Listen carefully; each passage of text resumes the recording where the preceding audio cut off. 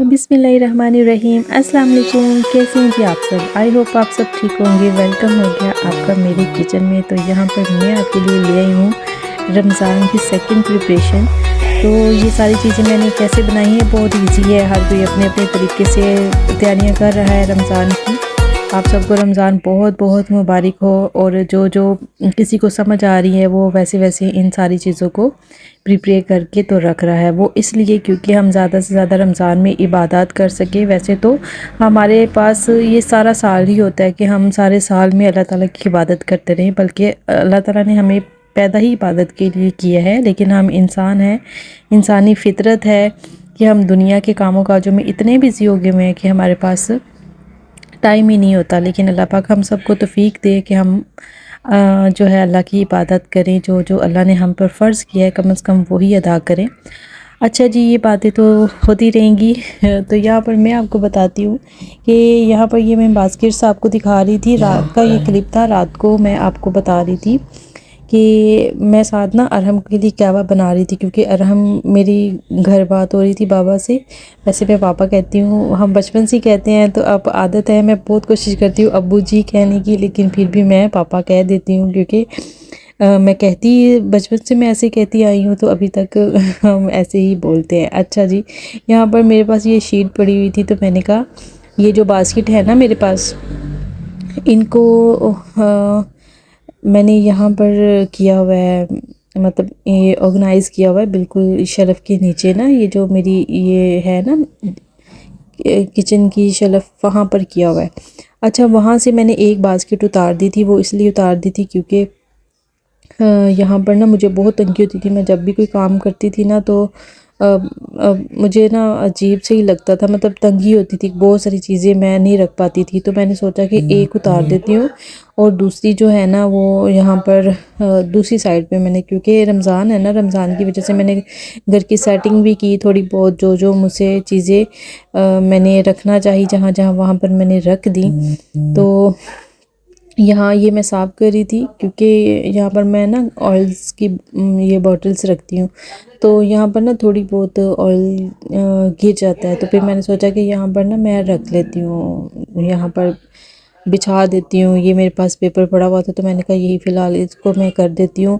तो यहाँ पर ही मैं साथ साथ चीज़ें भी समेट रही थी, साफ़ कर रही थी। तो देखिए ये साफ़ सुथरा हो गया रैक। दूसरा मैंने रैक उतार दिया है। ये जो बास्केट्स मैं आपको दिखा रही थी नीचे शेल्फ पे पड़ी हुई हैं, इनको भी मैं इंशाल्लाह यहाँ से उठा लूँगी बहुत जल्द से। तो यहाँ पर अरहम का बन रहा था कहवा।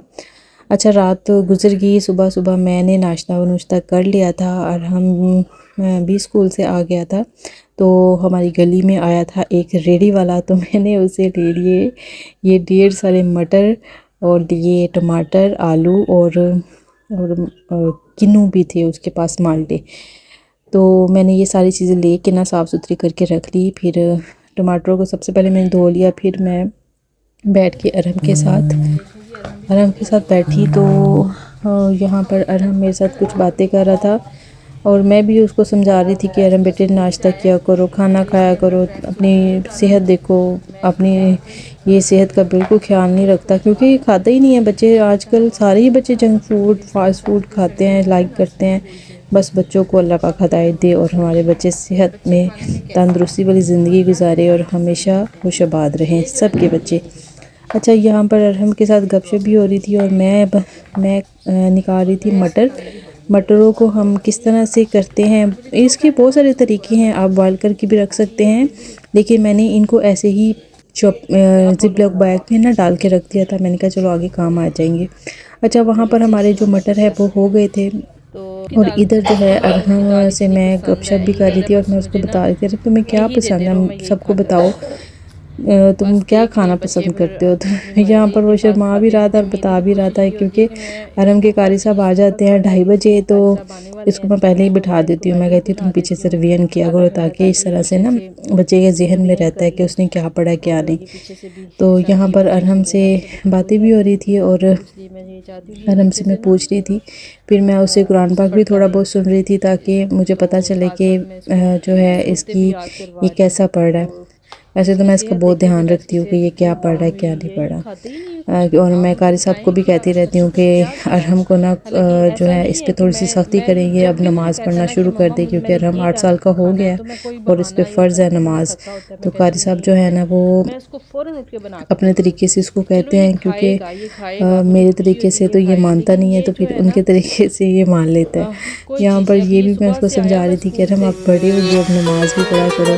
तो बच्चों को इस तरह की भी तालीमात देनी चाहिए। हम सुबह सुबह इनको बड़ी सख्ती से भेजते हैं ना स्कूल बच्चों को, लेकिन हम कुरान पे इतनी सख्ती नहीं करते, क्योंकि हमें ये लगता है कि कुरान पाक तो पढ़ ही लेंगे, लेकिन कुरान पाक पे भी हमें सख्ती करनी चाहिए। तो यहाँ पर हमारे मटर हो गए थे डन, और मैंने ये ज़िप-लॉक बैग पहले से मंगा के रखे हुए थे, क्योंकि मुझे पता था कि रमज़ान की मैंने तैयारियाँ करनी हैं। तो यहाँ पर कुछ मैंने मंगाए थे आधा किलो के, और कुछ मैंने छोटे मंगाए थे, क्योंकि इतनी स्पेस नहीं होती ना, क्योंकि मेरे पास जो फ्रिज है ना वो छोटा है, वो बड़ा नहीं है। यहाँ पर देखिए मैं इसके ना 2 पैकेट बना के रख लूँगी, और कुछ मैं सब्ज़ी बना रही थी आलू गाजर मटर की। तो यहाँ पर मैं आलू भी छील के रख रही थी, मैंने कहा चलो साथ साथ। और वहाँ पर आपको मेरा चूल्हा भी नज़र आ रहा होगा, यहाँ पर ये चूल्हा मैंने रखा हुआ है, क्योंकि इस पे गैस थोड़ी ठीक आती है। अभी भी हमारी तरफ जो है ना वो गैस की प्रॉब्लम है, गैस नहीं आती। यहाँ पर मैंने ढेर सारे मंगाए थे जी माल्टों को हम किस तरह से फ्रीज़ कर सकते हैं, और रमज़ान में हम पूरा रमज़ान हम इसको एंजॉय कर सकते हैं। आपको पता है रमज़ान में ना आगे काफ़ी ज़्यादा महंगाई हो जाएगी, और हमारे लिए जो मिडिल क्लास लोग हैं, या हम कोई भी लगा लें, उन सब के लिए बहुत मुश्किल हो जाता है ये चीज़ों को इस तरह से ख़रीदना। और बाकी आपको पता है हर कोई परेशान है, चाहे वो जिस तरह भी अपनी लाइफ गुजार रहा है, तो परेशानी तो हर बंदे को ही है। तो यहाँ पर मैंने माल्टो को जो है धो लिया था, क्योंकि इनके ना उन्होंने काफ़ी लगाई होती हैं दवाइयाँ शवाइयाँ ना, आज आपको पता है इस तरह काफ़ी स्प्रे वगैरह हुए होते हैं। तो मैंने इनको ना अच्छी तरह से धो के रख दिया था। जैसे ये थोड़े से ड्राई हुए ना, तो मैंने इनका छिलका उतारा, और मैंने सोचा कि मैं ना इनको जो हैंड ग्राइंडर है ना, मैं उनके साथ ना इनको ग्राइंड कर लेती हूँ फटाफट से। फिर मैंने सोचा ये बड़ा लंबा काम हो जाएगा, मेरा बहुत टाइम लग जाएगा। तो फिर मेरे जहन में अचानक से ख्याल आया कि मेरे पास तो चॉपर भी पड़ा हुआ है, चॉपर पे भी ये मुझे ना इनके साथ, मेरा चॉपर जो है ना 3 in 1 है, इसके साथ हम ये माल्टे का और काफ़ी ज़्यादा और भी जूसेस निकाल सकते हैं। तो मेरे पास ना दूसरी वाला छोटी वाली मशीन भी थी जो हाथ से जूस निकालती है। आई थिंक वो आप लोगों के पास भी होगी, जिस चीज़ के पास होगी उसको समझ आ गया होगा।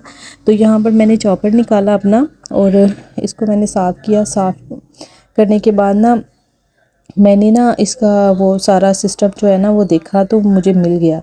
तो मैंने इसको फटाफट से ना लगा के, तो मुझे तकरीबन 5 से 10 मिनट लगे थे, और मैंने सारे जितने भी माल्टे थे ना मेरे पास, मैंने इनका ये जूस निकाल लिया था, और बहुत जल्दी बन गया था। और मैंने कहा कि बस मैं तो मेरा तो आज पूरा दिन लग जाना था। तो इस तरह से 10 से 15 मिनट में मेरा ये सारा काम हो गया था। अल्हम्दुलिल्लाह माल्टों का जूस भी हमने निकाल के इनको सेव कर लिया था। लास्ट में मैं आपको इसकी लुक दिखाऊंगी। बहुत ही फ़ायदे की ये चीज़ है। अगर आप चाहें तो आप इस तरह से माल्टों का जूस बनाकर तो रमज़ान में आप इसको एंजॉय कर सकते हैं। तो रमज़ान में आपको पता बहुत दिल करता है ना इस तरह की ड्रिंक पीने को। तो यहाँ पर देखिए मेरे पास ना ये पड़ी हुई थी आइस क्यूब पड़ी हुई थी, वो जो मैंने साइड पे रख दी है ना, उस पर मैं करती हूँ लहसुन और अदरक को मैं फ्रीज़ करती हूँ, तो उसमें से ना स्मेल आती है, तो वो मैंने एक साइड पे रख दी। फिर मुझे अचानक ही, क्योंकि मेरे पास ये ना 2 छोटी थी और ये 2 बड़ी थी, तो इस पर ना वो आ नहीं रही थी। तो मैंने सोचा कि मैं अब क्या करूँ। फिर मैं फटाफट से मेरे पास ही जो एक स्टोर है वहाँ पर गई और मैं ले आई अपना ये आइस क्यूब्स। तो फिर मैंने इनमें ला के ना इनको कर दिया था फ्रीज़। यहाँ पर देखिए हमारी जो है माल्टे का जूस वो फ्रीज़ हो गया है।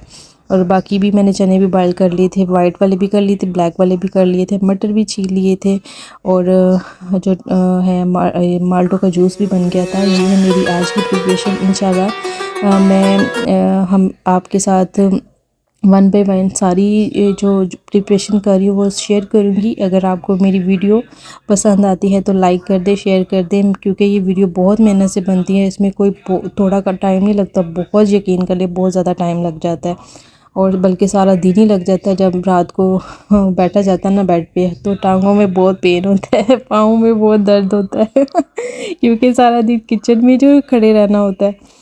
तो ओके जी, मैं अब चलती हूँ, मिलते हैं नेक्स्ट व्लॉग में, नेक्स्ट वीडियो में। अपना ढेर सारा ख्याल रखिएगा और आप भी रमज़ान की तैयारियाँ करें, अल्लाह ताला का शुक्र अदा करें, अल्हम्दुलिल्लाह बोले, क्योंकि अल्लाह पाक ने हमें तौफीक दी है कि हम ये रमज़ान मुबारक के रोज़े रख रहे हैं, हम तैयारियाँ कर रहे हैं अल्हम्दुलिल्लाह।